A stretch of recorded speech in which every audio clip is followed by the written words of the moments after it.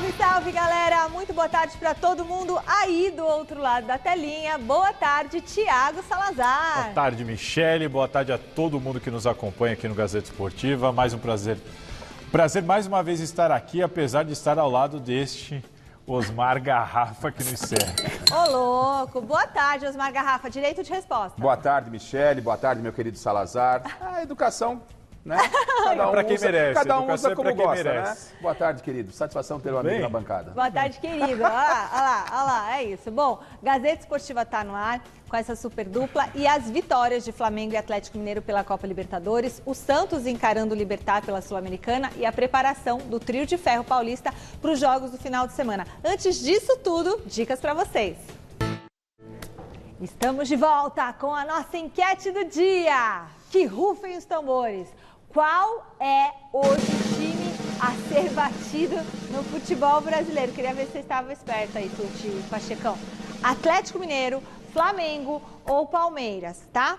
Era essa que ganhou mesmo? Vocês mudam a enquete em cima da hora. Qual que você acha, Garrafa? Eu acho Flamengo. Então, o Palmeiras perdeu recentemente já do Fortaleza, o Atlético é o líder, está buscando uma afirmação, mas a grande sensação foi o Flamengo nas mãos do Renato e tomou um cacete do Inter, é verdade. Então, se tivesse alternativa nenhum deles, está todo mundo meio no balanço, mas não tem. Mas eu entendo que talvez, se eu tivesse um time hoje e fosse jogar com um desses adversários, me preocuparia mais o Flamengo. Então, para mim, Flamengo.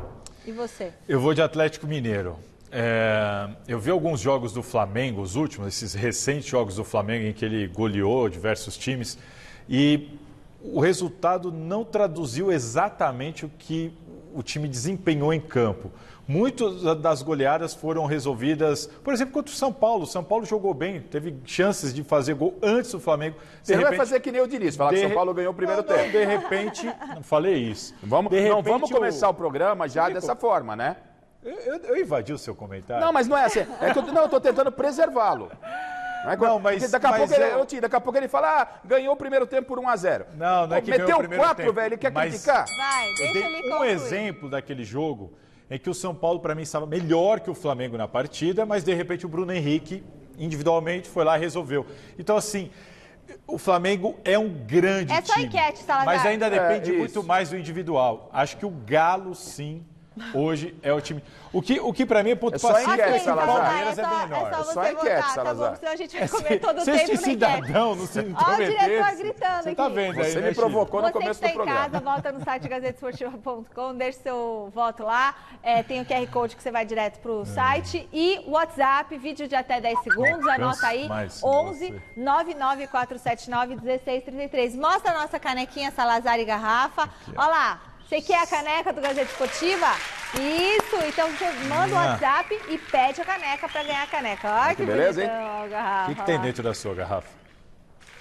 Água, Salazar. O que poderia ter? Nós estamos trabalhando, Salazar. Na minha também, ué. Só para saber se não é no suco. É nada, na do Salazar tem café e na do Garrafa tem chá de camomila. Mas não me pergunte isso amanhã, sexta-feira. Hoje contamos com a participação do mestre Alberto Helena Júnior aqui no Gazeta Esportiva. Muito boa noite, mestre Helena. Seja bem-vindo. Eu quero a sua opinião sobre a nossa enquete do dia. Qual é o time a ser batido no futebol brasileiro? Atlético Mineiro, Flamengo ou Palmeiras? Ô, minha linda, tô com saudade, hein? Cara, é o Flamengo, gente. Pelo amor de Deus. O Flamengo joga uma bola. O Flamengo perdeu de 4-0 do Internacional, me fez lembrar do Santos, do Pelé, aquele time imbatível, fez uma excursão pelo mundo inteiro, bateu o mundo inteiro. Quando chegou em São Paulo, Campeonato Paulista, enfrentou o Jabaquara, perdendo de 6-4. Mas era o bom Santos, era imbatível. É a mesma coisa o Flamengo. O Flamengo ontem já deu a volta por cima de novo e realmente é o time mais difícil de ser batido.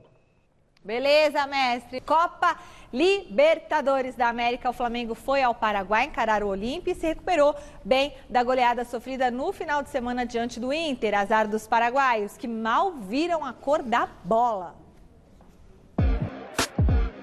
Olímpia e Flamengo em jogo conturbado da Libertadores. Aos 15 minutos, Bruno Henrique tocou a bola para Arrascaeta mandar para o fundo da rede. 1-0. Na sequência, Arrascaeta disputou a bola com Salazar, atingindo o jogador do Olímpia no rosto.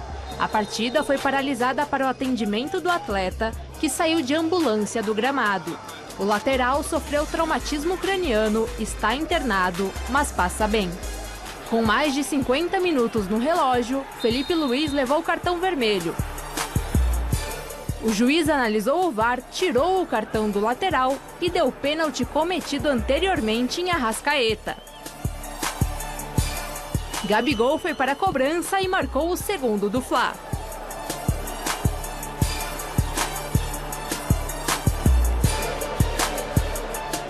Do outro lado, Torres ficou com a sobra e cabeceou para reduzir a vantagem.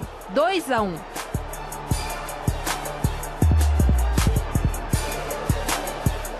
Só que o time carioca queria mais. Então Gabigol aproveitou e fez o segundo dele.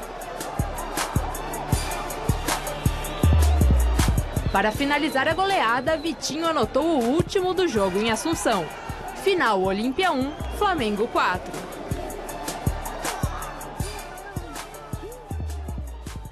E aí, gostaram do jogo?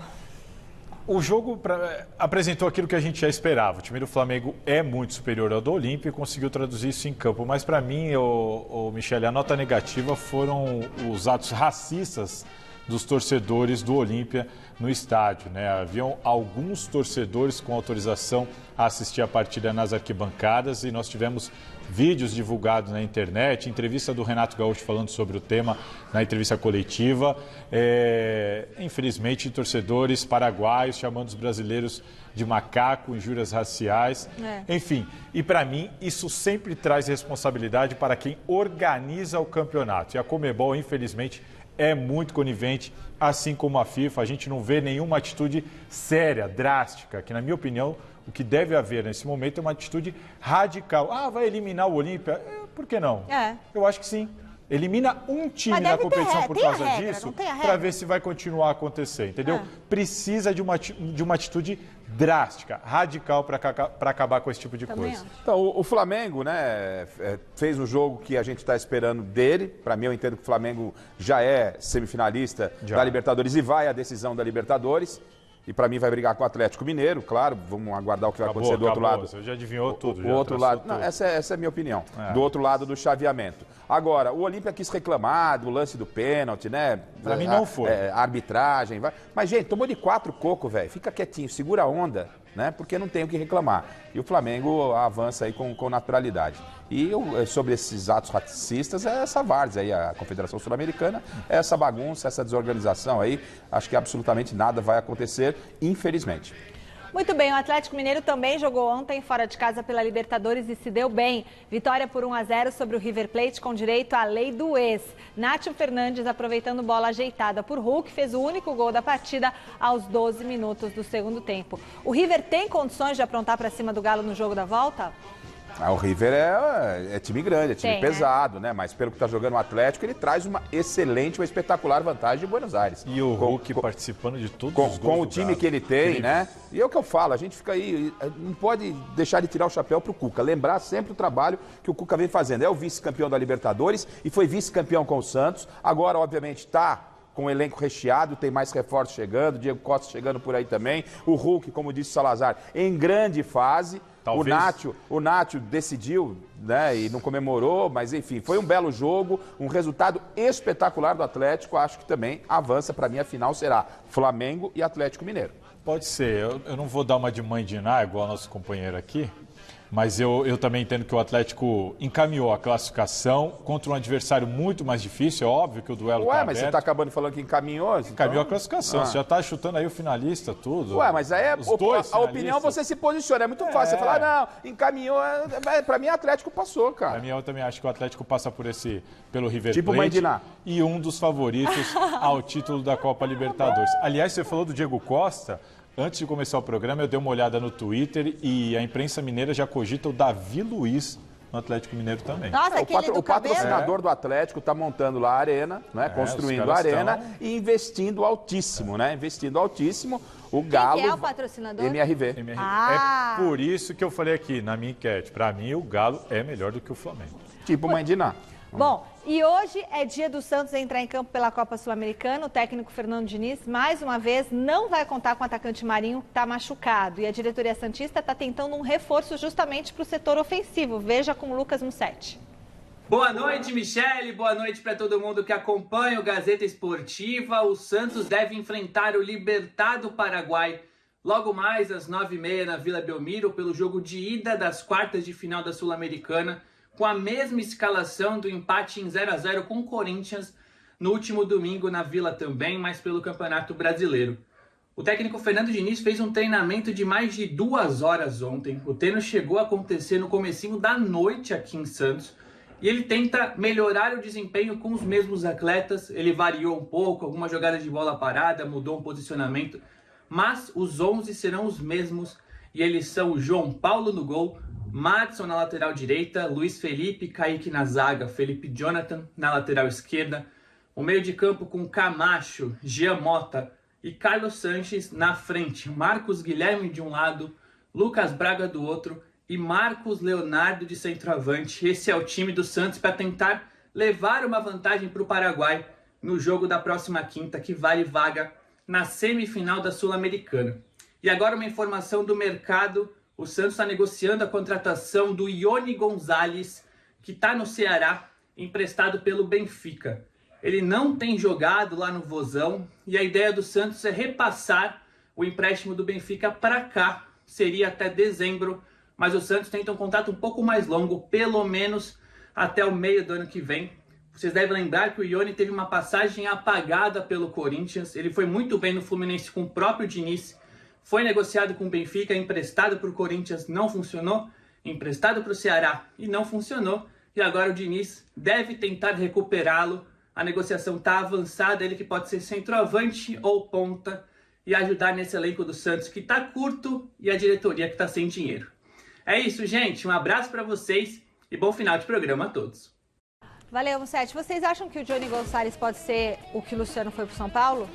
Eu penso assim, né? Você está colocando dessa forma porque o Luciano veio do Fluminense, tinha trabalhado com o Diniz, veio para o São Paulo, poucos acreditavam. Ajudou muito, né? E ajudou time. muito.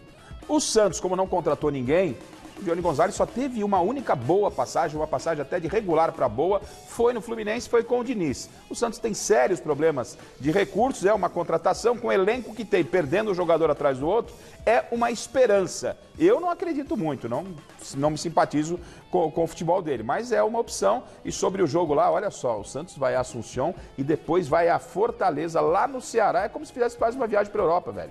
Olha o que é Campeonato Brasileiro com Copa Sul-Americana e com elenco reduzido. E aí cobrança em cima do time do Santos e sem o Marinho, né? O Marinho, aliás, que o Lucas Mussetti fez uma matéria, se não me engano foi hoje no site da Gazeta Esportiva, o Marinho não jogou 40% dos jogos do Santos na temporada. É muita coisa, é um dos principais jogadores do time e realmente tá devendo, não está conseguindo engrenar uma sequência, faz falta para esse time, mas não é o Johnny Gonzalez que vai resolver esse problema. Eu não acredito, eu acompanhei de perto o Johnny Gonzalez lá no Corinthians e o Johnny Gonzalez saiu do Corinthians, para vocês terem uma ideia, sem dar um chute no gol. Nossa, sem dar um chute no gol. Então não peguem Johnny eles, Gonzalez não. saiu do Corinthians. Então assim, não acredito que vai resolver. Ele não é um jogador de salário baixo, então eu entendo que é um erro da diretoria do Santos. Mas o Fernando Diniz que está querendo ele? O cara Ele que trabalhou com ele no Fluminense, Trabalhou ele foi com bem. ele, tem toda Ele essa foi bem ideia. no Fluminense com o Diniz, né? Então o técnico aposta no jogador. A gente não tem bola de cristal. Pode ser que dê certo, pode ser que dê certo. Eu não acredito. Vai me surpreender muito se o Johnny Gonzalez for útil ao Santos nessa temporada. Bom, ainda vive em 3 competições, Libertadores, Copa do Brasil e Campeonato Brasileiro. São Paulo precisa dar atenção especial ao Brasileirão para não voltar a viver o drama da fuga do rebaixamento. E agora o Tricolor tem uma sequência que pode ser fundamental para exorcizar o fantasma da segunda divisão.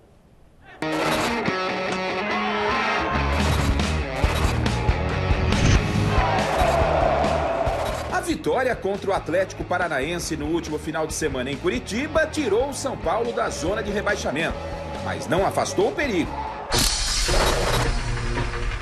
Afinal, com 15 pontos, o Tricolor está a apenas um pontinho da zona da confusão.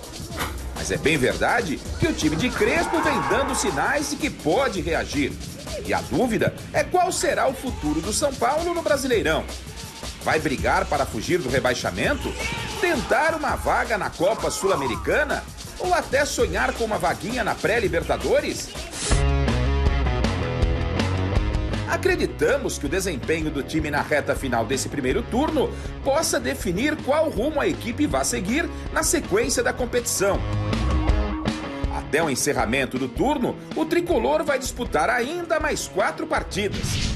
2 em casa, contra Grêmio no próximo final de semana e América na última rodada. E as outras 2 fora, contra Sport no Recife e Juventude em Caxias do Sul. Serão 12 pontos em disputa que poderão definir o futuro do time no Brasileirão.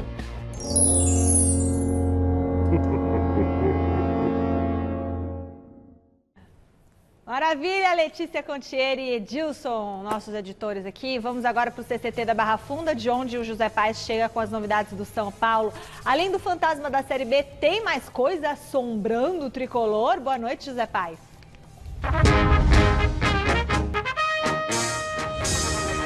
Sim, Michele, não é nenhum fantasminha camarada não, viu? Boa noite pra você, boa noite pra todo mundo que tá acompanhando aí o Gazeta Esportiva. É o fantasma da lesão que segue aqui rondando São Paulo, viu, Michele? A gente vem falando muito aqui no Gazeta Esportiva, poxa, será que o São Paulo ter forçado a barra lá no Paulistão acabou estourando os jogadores agora nesse início de Campeonato Brasileiro? São Paulo precisava ganhar um título, não ganhava um título há muito tempo, colocou todo mundo pra jogar e agora tá estourando os atletas. Será que isso aconteceu? Aí os nossos amigos lá do GE. Globo fizeram um levantamento interessante que eu resolvi trazer para o nosso debate aqui de hoje.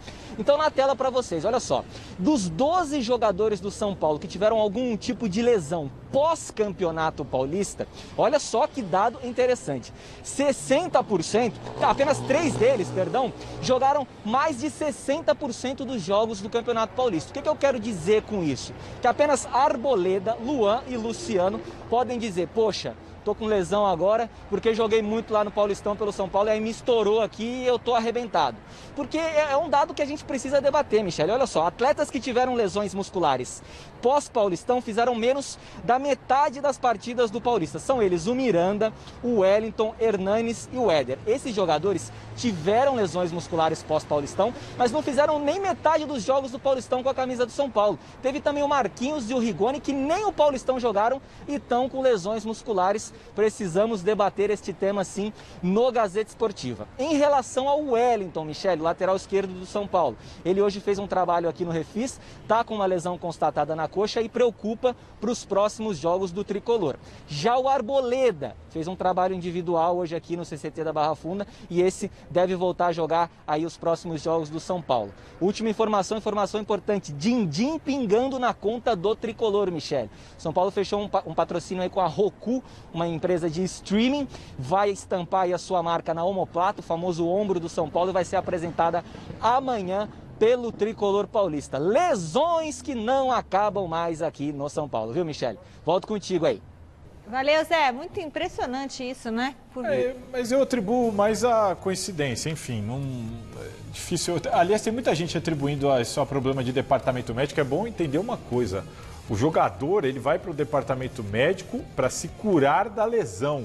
O departamento médico não causa lesão.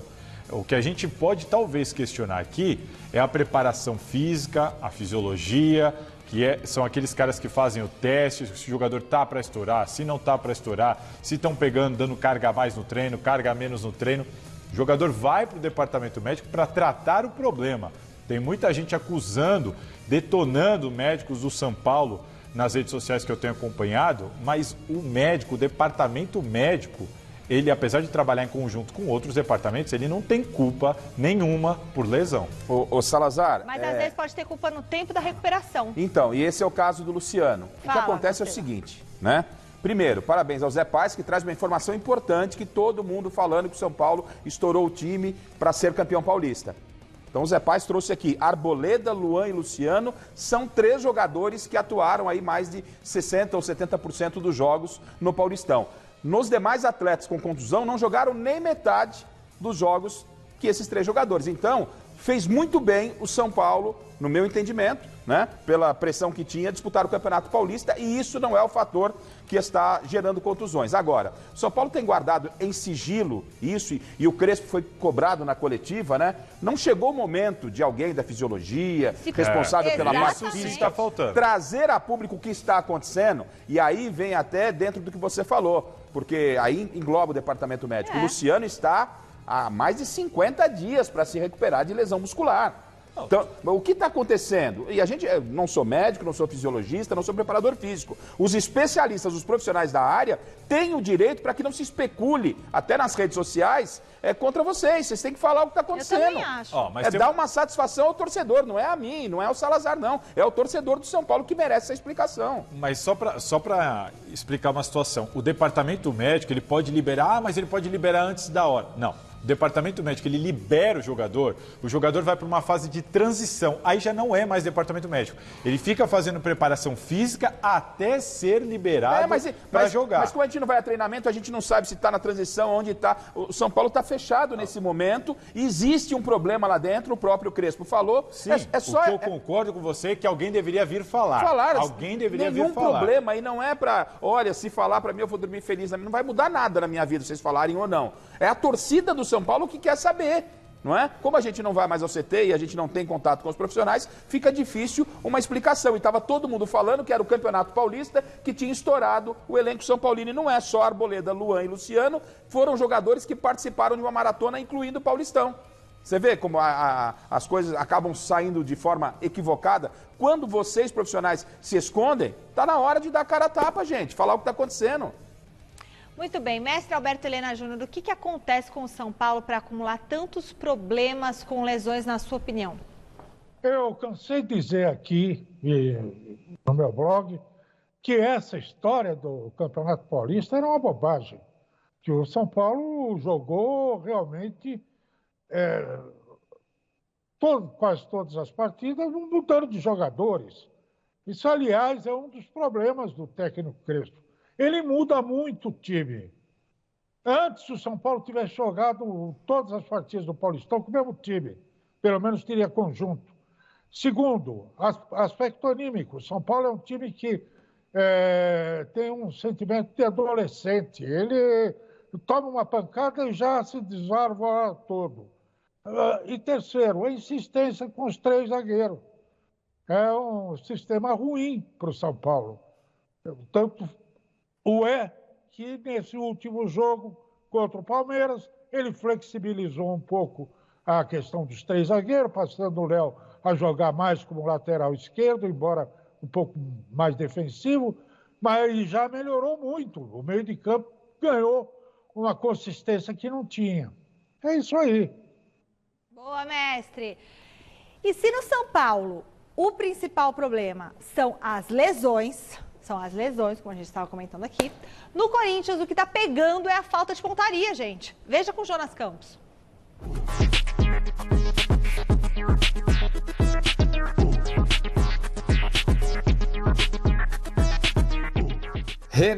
Renato, tu mal vestiu essa camisa 8 aí, que aliás você já conhece bem e pra muitos já é visto como a solução de um time que no Campeonato Brasileiro marcou apenas 12 gols em 15 jogos, tem o 6º pior ataque.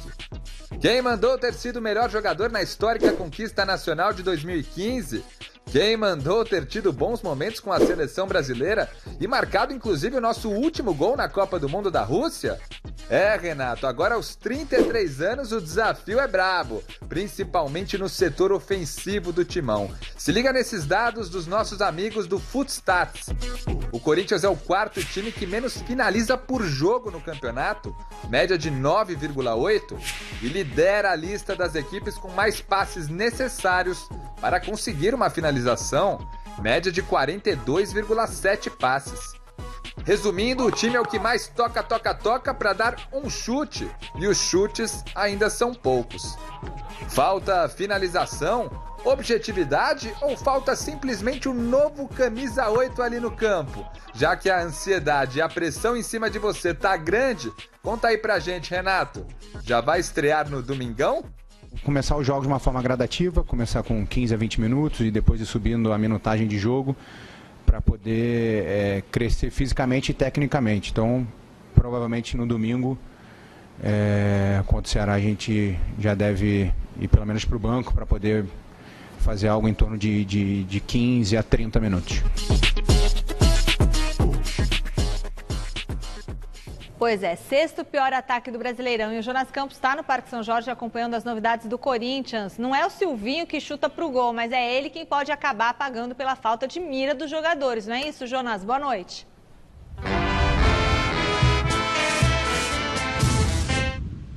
Fala, Michele. Boa noite para você, para o Salazar, para o Garrafa, para todo mundo que acompanha o nosso Gazeta Esportiva. Pois é, né, Mi? Muitas vezes sobra para o treinador.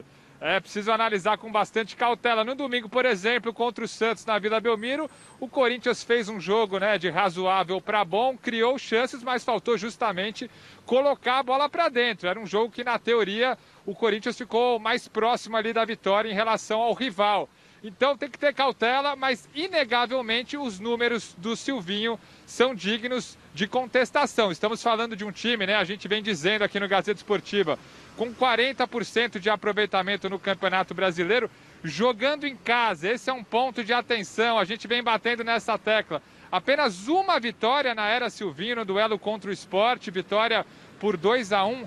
Apertado, um aproveitamento no Campeonato Brasileiro de 23,8% dos pontos conquistados na Neoquímica Arena, onde historicamente o timão é muito forte. Então, de fato, é um ponto de atenção. O Silvinho contestado por esses números baixos, né, e muito aquém do esperado para um clube grande como o Corinthians, mas ganha tempo com a chegada dos reforços. Foi um cara que segurou a bronca quando ainda não havia nenhuma contratação e agora ganha um tempinho para trabalhar com mais material humano, com chegadas de Juliano e Renato Augusto, mas logicamente a pressão também vai aumentar com essa qualidade que ele terá em mãos a partir de agora. Renato deve estrear, né, contra o Ceará, aos poucos, gradativamente. O Juliano já à disposição estreou contra o Santos e ontem na entrevista coletiva de apresentação o Renato Augusto falou sobre isso, sobre essa pressão, sobre essa relação entre jogador e técnico e sobre como ele, Renato Augusto, pretende ajudar o Silvinho nesse trabalho à frente do Corinthians. Olha só. A gente sabe que aqui eu passei pelo Tite, com o Mano, e todos também passaram por momentos complicados, né? Aquela pressão, em algum momento as coisas não andam como a gente espera. E já teve caso depois das coisas começarem a acontecer e depois o trabalho aparecer. Foi assim com o Tite, foi assim com o Mano. Então é importante que a gente possa dar esse suporte ao treinador também, para que ele possa trabalhar e realmente achar o que é melhor para o grupo. Então procurar ajudar da melhor maneira possível, muitas das vezes até numa conversa dentro do campo, enxergar coisas de dentro do campo que às vezes o treinador não vê de fora. Isso aconteceu bastante até com o Tite e com o próprio Mano. A gente conversava bastante, então vou procurar fazer da mesma forma, tentar ajudar, às vezes, de dentro do campo, passando coisas que a gente está enxergando. Então, é um cara que conhece bem o grupo, conhece o clube, tem um método de trabalho que eu gosto bastante. A gente tem conversado bastante, eu acho que as coisas podem melhorar daqui para frente. Quando a gente tem o Fernando Diniz entrando num time, a gente percebe logo uma mudança no esquema tático. E agora tem essa pressão em cima do Silvinho, né? Que é a bola da vez. Vocês acham que está na hora do Silvinho ser mandado embora do Corinthians, sair? Já dá para ver algum tipo de evolução no time do Corinthians? Dá para ver a cara do Silvinho ou ainda está meio nebuloso? Eu entendo que o Silvinho está fazendo um início de trabalho regular. Podia ser melhor? Podia. Tem um material humano limitado, né? Chegam 2 reforços, dá uma esperança a mais. O Corinthians não vai modificar muito, mesmo que desempenhe um bom futebol. O lugar do Corinthians pode subir o Corinthians 2, 3 posições na tabela e é ali que fica.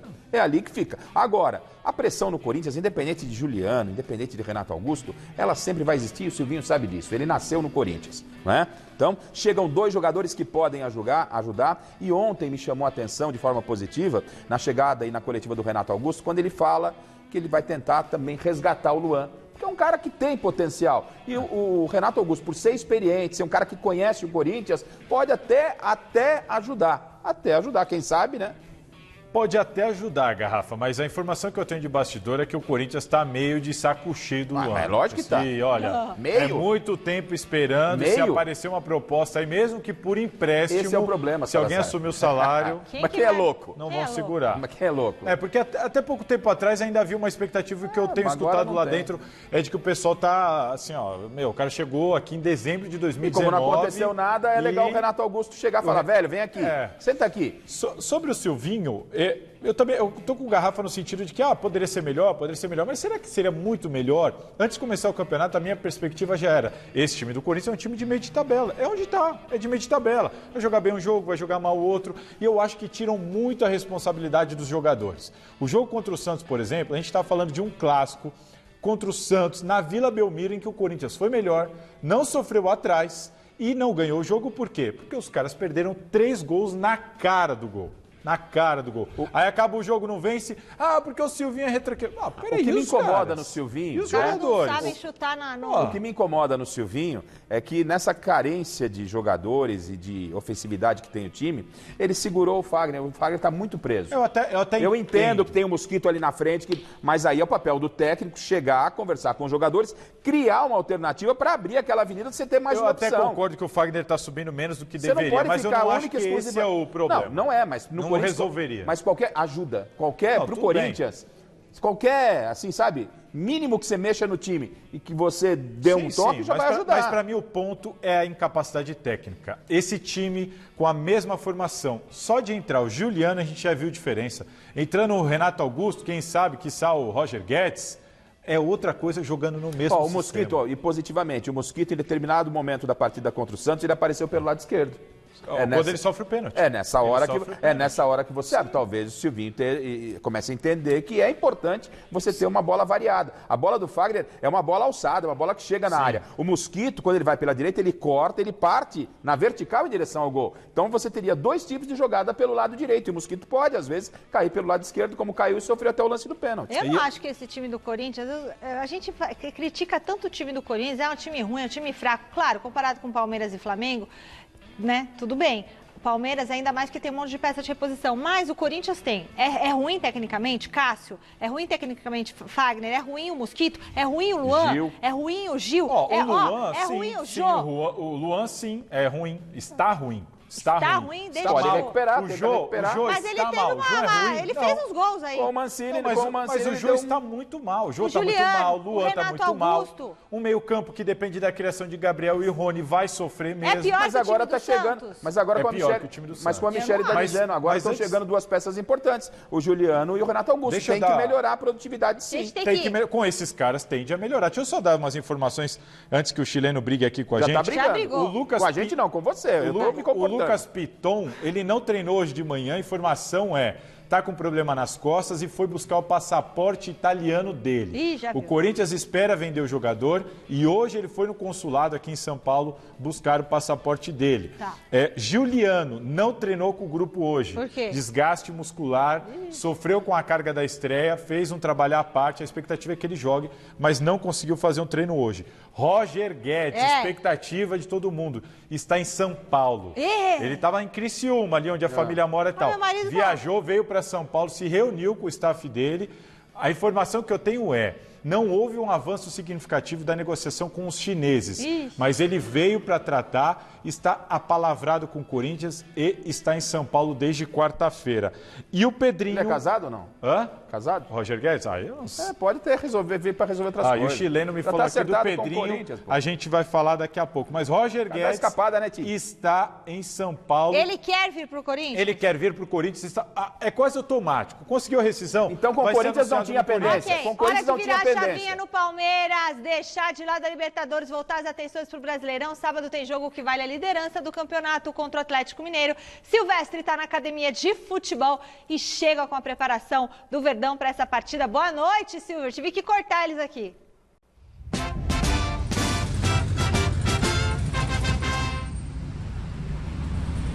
Boa noite, Michele. Abraço, galera. O Palmeiras, não tem motivo para poupar, não. É só jogo decisivo.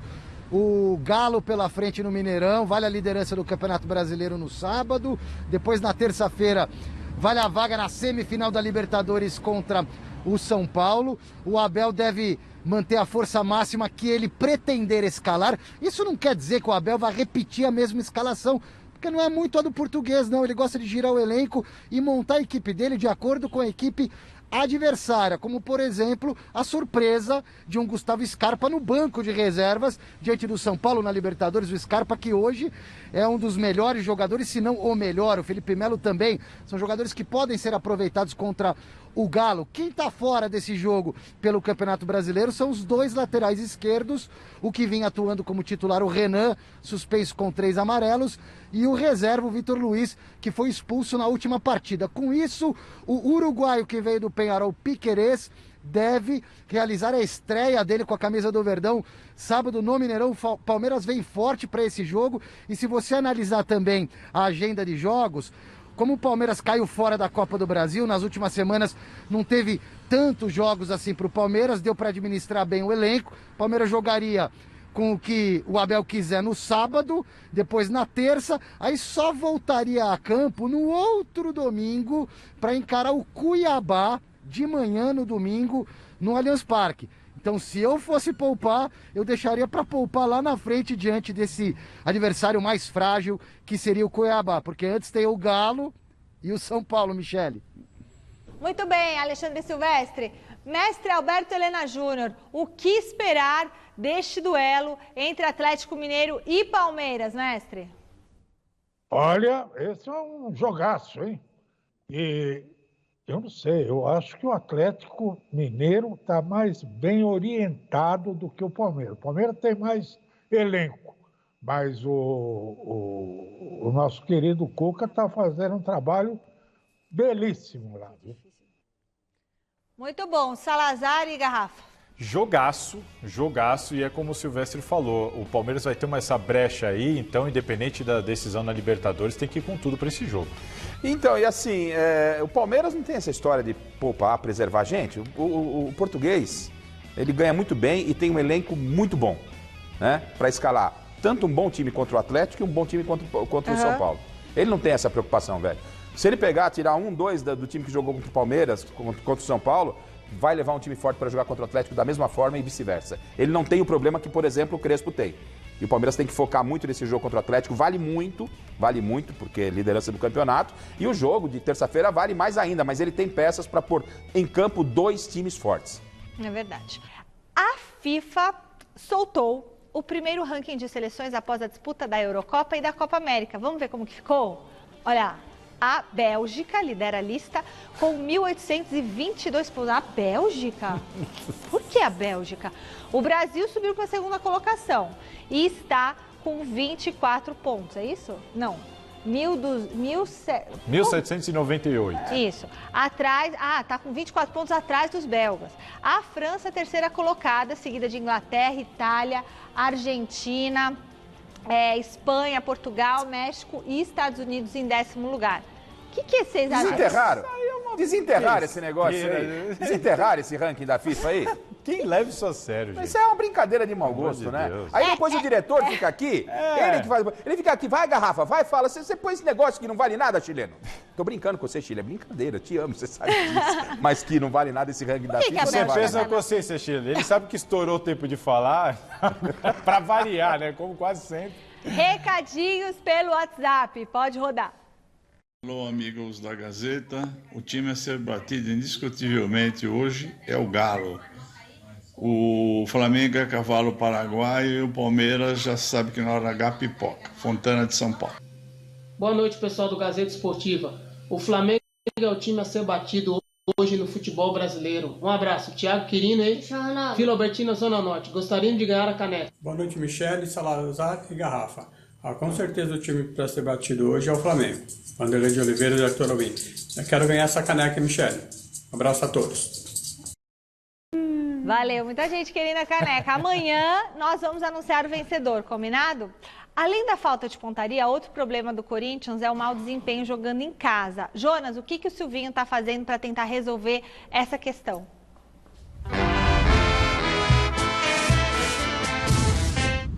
Já fez, viu, Michele? Hoje botou os caras para treinar justamente na Neoquímica Arena. Corinthians treinou em sua casa, em seu estádio, né?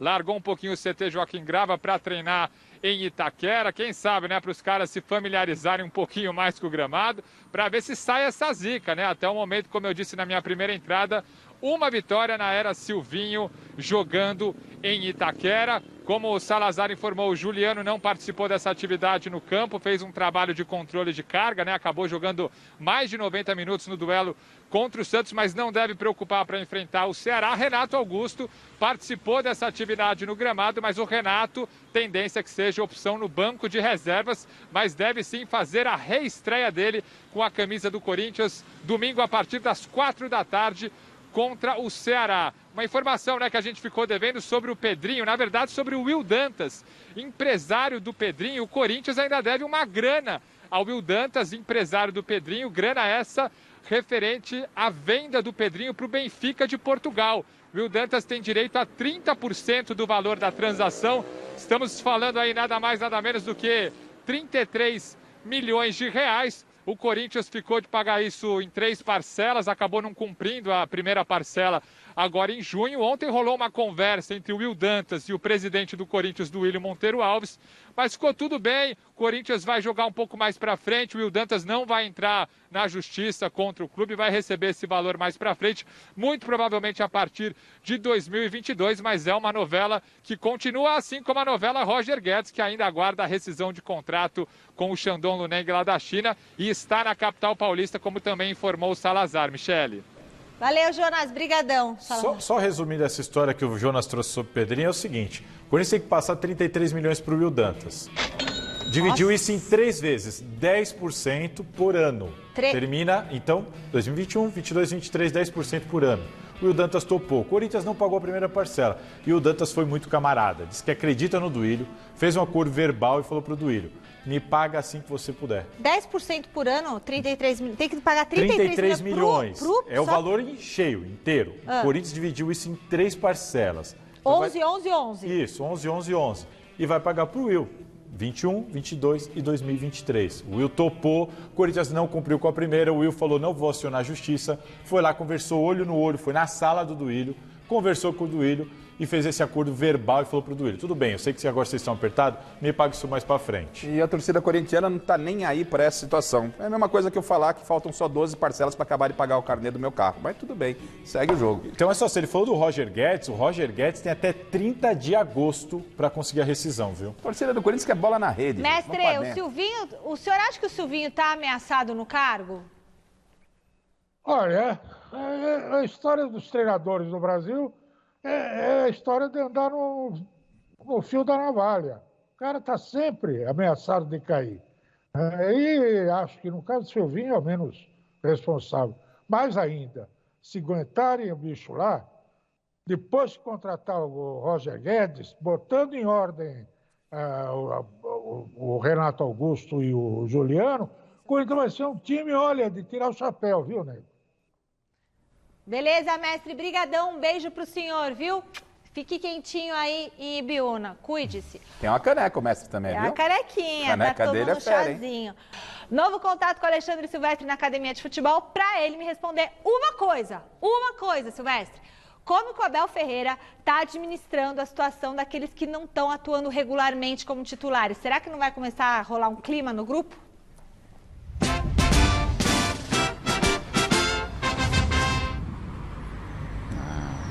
Na conversa, até porque aqui a galera tá tendo muita oportunidade. Jogador do Palmeiras com Abel Ferreira em tempos de pandemia, maratona de jogos, não pode se queixar de falta de oportunidade, hein? Até jogador fraldinha que mal entrou na puberdade já participou do time principal aqui a serviço do Palmeiras. Agora temos uma exceção, por culpa dele próprio, né? O Lucas Lima. O Lucas Lima, Michele, não joga há mais de 2 meses. E não tem nada a ver com lesão, é por escolha do treinador mesmo. Foi até cortado do banco de reservas contra o São Paulo por uma questão de regulamento. Tinha um número limitado de jogadores no banco, sobrou pro Lucas Lima, pro Kusevich, para mais um. Aliás, o Lucas Lima, a última vez que jogou foi contra o CRB, Foi contra o CRB, ele saiu do banco, entrou no jogo, o Palmeiras foi eliminado, ele perdeu o pênalti, de lá pra cá 16 jogos, 16, e o Lucas Lima não foi aproveitado. Em compensação, o Gabriel Menino voltou da Olimpíada de Tóquio com a medalha dourada no peito e tá louquinho pra voltar a tocar nessa banda aí, Michele.